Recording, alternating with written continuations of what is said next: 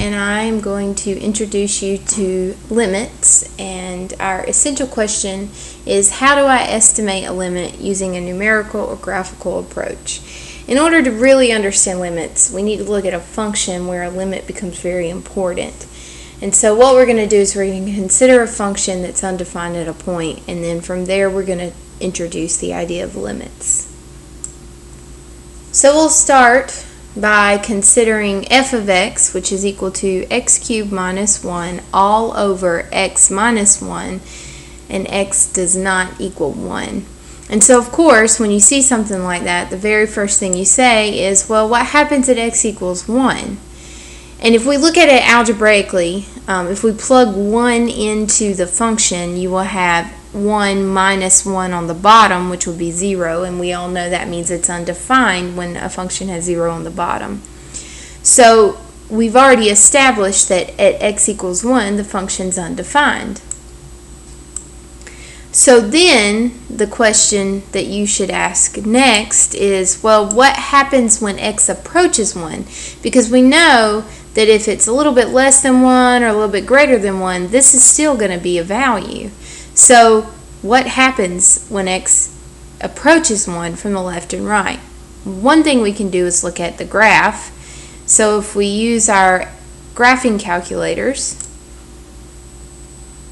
and we can just put the function in the y equals screen. Don't forget that when you have a rational function, you need to put the whole numerator in parentheses and then put the whole denominator in parentheses. So x cubed minus 1 divided by x minus 1. Press enter and then graph. And if we want to see what the whole graph looks like, we can go to zoom and then the standard window, so press 6. And it looks like a parabola. Well, if I want to find out where x equals 1 is on this graph, I can go to trace and then hit 1 so that it'll go straight there, enter. And this is what happens. We get this, empty blank for a y value, and we know why because it's undefined at that point.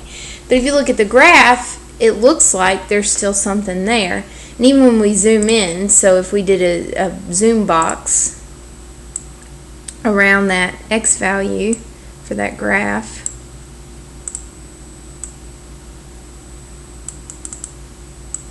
so at x equals 1,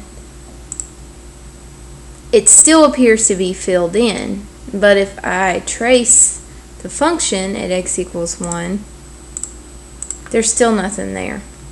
Now if I move the cursor a little bit to the left or to the right, I can kind of see that it's kind of hovering around a y value of 3. So it looks like that as x approaches 1, the y value is going to be 3.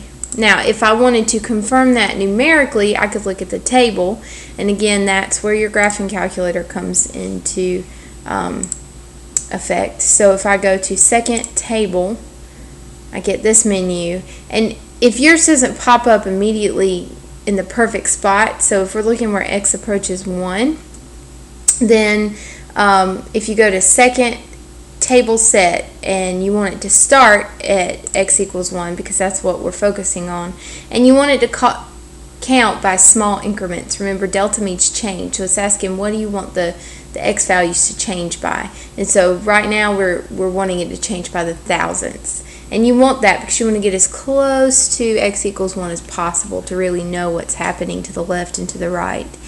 So again, if we go back to our table, we can see very clearly that from the left, which are values less than 1, and from the right, which are values greater than 1, it looks like it's approaching y equals 3.